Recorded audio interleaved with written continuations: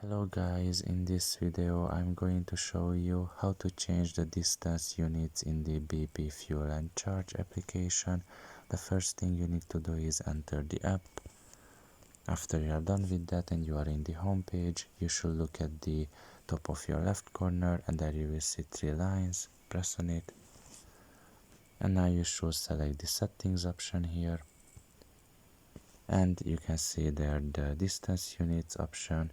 You can just press on meters in this case, and you can see that you can change here the distance units type to miles or to meters.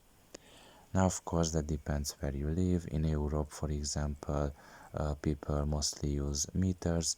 In America, people mostly use miles. These are the two examples I know for sure, but anyway, this is where you can change it if you want to, and pretty much this is all about it.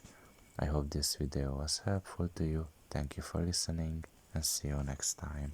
Bye bye.